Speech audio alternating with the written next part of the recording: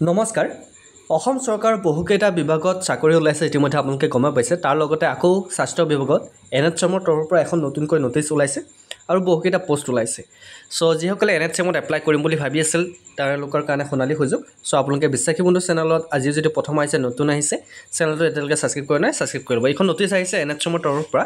ইয়াতে পোষ্ট কেইটা নাম আপোনালোকক মই কৈ দিম টোটাল কেইটা পোষ্ট ওলাইছে আৰু আপোনালোকে কেনেকৈ এপ্লাই কৰিব সো আপোনালোকে এই পোষ্টকেইটা দেখা পাইছে এখন নটিচ আছে আপোনাৰ NHMৰ মেইন ৱেবছাইটত আছে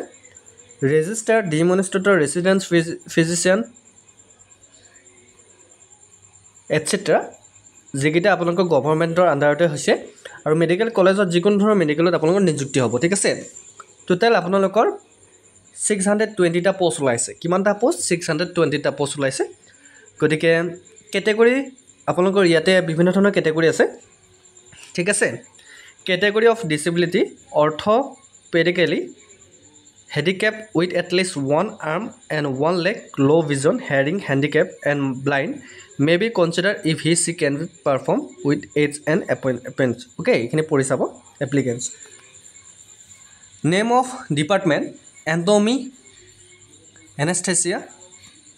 anesthesiology biochemistry cardiology CTVS এইকেইটা গোটেইকেইটা কেটেগৰীত আপোনালোকৰ ডিপাৰ্টমেণ্টত এওঁলোকে এইকেইটা পোষ্ট ওলাইছে ঠিক আছে গোটেইকেইটা বিভাগ ডিপাৰ্টমেণ্টত ওলাইছে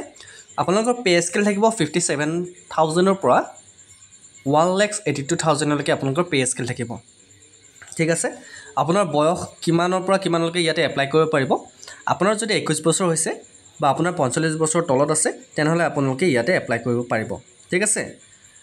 এজ ৰিলেক্সেশ্যন আপোনালোকৰ দিয়া আছে PWD কাৰণে 10 years দিয়া আছে ST OBC general category of candidate age per government notification so এইসকলৰ এজ ৰিলেক্সন গোটেইখিনি দিয়া আছে এডুকেশ্যন কোৱালিফিকেশ্যন আপোনালোকৰ লাগিব registrar demonstrator resident and physician যদি এডুকেশ্যন কোৱালিফিকেশ্যন আছে আপোনালোকে ইয়াতে এপ্লাই কৰিব পাৰিব বৰ্ড স্পেশালিটি আছে আপোনাৰ post graduate qualification MD MS DNB MDS in the concern subject from an institute under any Indian university recognised by national medical commission National Board of Education, Dental Council of India for following department. এইকেইটা কেটেগৰীত আপোনালোকৰ এই বৰ্ডৰ পৰা আপোনালোকৰ যিখিনি certificate আপোনাৰ হ'ব লাগিব ঠিক আছে আপোনালোকে পোষ্ট গ্ৰেজুৱেট থাকিব লাগিব MH ৰ পৰা বিভিন্ন ধৰণৰ কেটেগৰী আপোনালোকে ইয়াতে আছে সুপাৰ স্পেশালিটি আছে আপোনাৰ এ পোষ্ট গ্ৰেজুৱেট এইখিনি যদি আপোনালোকৰ কোৱালিফিকেশ্যন আছে তেনেহলে আপুনি এপ্লাই কৰিব পাৰিব আপুনি নটিফিকেশ্যন সম্পূৰ্ণ নটিফিকেশ্যন চাই ল'ব ঠিক আছে process requirement process to মই কৈ দিছো the selection process will be notified later on by issuing notice the board will decide the procedure for selection in respect of the post on the basis of the number of application received আপোনালোকৰ application কিমানে apply কৰে তাৰ ওপৰত ভিত্তি কৰি তেওঁলোকে next যিখন notice ওলাব সেই নটিচখনৰ জৰিয়তে তেওঁলোকে কেনেকৈ সিলেকশন কৰিব সবিশেষ জনাই দিব এক্সাম পাতিব নে ডাইৰেক্ট ইন্টাৰভিউ পাতিব তেওঁলোকে তাতে জনাই দিব আৰু ইয়াতে যদি আপোনালোকে এপ্লাই কৰিব লাগে এপ্লিকেশ্যন ফিজ তেওঁলোকে মেনশন কৰি দিছে application must B accompanied with the required application fees of 250 rupees only for general category যিসকল জেনাৰেল কেটেগৰী তেওঁলোকে 250 টকা পে কৰিব লাগিব আৰু 150 টকা পে কৰিব লাগিব OBC MOBC সকলৰ কাৰণে ঠিক আছে তাৰপিছত PWD ক্যান্ডিডেট সকলে কোনো ধৰণৰ ফিজ পে কৰিব নালাগে ঠিক আছে সো এখিনি আপোনালোকে চাই ল'ব Fees can be deposited online using government receipt accounting system GRAS. গতিকে আপোনালোকে অনলাইনৰ জৰিয়তে ফিজটো পেমেন্ট কৰিব লাগিব দা ফিজ আৰ নট ৰিফান্ডেবল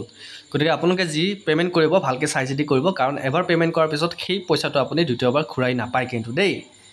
ঠিক আছে আপুনি এপ্লাই কেনেকৈ কৰিব এপ্লাই প্ৰসেছ মই কৈ দিছো two apply online visit nhm.assam government in আপোনালোকে এই ৱেবছাইটত আহিব তাৰ ইয়াতে আপোনালোকৰ ৰিক্ৰুটমেন্ট বুলি এটা অপচন পাব ৰিক্ৰুটমেন্ট বুলি এটা অপচন পাব সেই ৰিক্ৰুটমেন্টত যাব তাৰ পিছত medical and health recruitment board বুলি এটা অপচন পাব তাতে যাব তাতে গৈ কেনে ক্যান্ডিডেট মাষ্ট ইউজ ইয়াৰ mobile number and password to login আপোনালোকৰ মোবাইল নাম্বাৰ আৰু পাছৱৰ্ডৰে আপোনালোকে লগইন কৰিব লাগিব ঠিক আছে after that candidate can fill up form for the giving up গতিকে গিভিং পোষ্টৰ কাৰণে আপোনালোকে ফৰ্ম ফিল আপ কৰিব লাগিব আৰু ফৰ্মখন ফিল আপ কৰাৰ পিছত এবাৰ চাই ল'ব চাই লোৱাৰ পিছত আপোনালোকে ধুনীয়াকৈ এপ্লাই কৰি দিব পাৰিব ঠিক আছে আৰু টাৰ্মছ কণ্ডিশ্যন কেইটামান দিছে candidate need to submit any testimonial certificate at the time of submission of online application however candidate have to proceed their original testimony regarding education qualification date of birth caste PWD treasury salon working experience etc গতে এখিনি আপোনালোকৰ যি বিচাৰে সেই গুটেখিনি আপোনালোকে দিব লাগিব ঠিক আছে চ' এইখিনি আপোনালোকৰ নতুনকৈ অসম চৰকাৰ ওলোৱা যিটো আপোনাৰ NHM-ৰ বিভাগত পষ্ট ওলাইছে সেই NHM-ৰ পষ্টক কেন্দ্ৰ কৰি আপোনালোকৰ এই আজিৰ এই নটিছখন লৈ আহিছোঁ। চ' আপোনালোকে আশা কৰোঁ কিবা সুধিব লগা থাকিলে আপোনালোকে কমেণ্ট কৰিব, বুজি পাইছে। চ' ভালকৈ যদি নটিছখন লাগে তেনেহ'লে NHM-ৰ ৱেবছাইটত আছে, আপোনালোকে চাই ল'ব। চ' আজিলৈ মানে অন্য এটা ভিডিঅ'ত আপোনালোকৰ প্ৰতিশ্ৰুতি জয় অসম।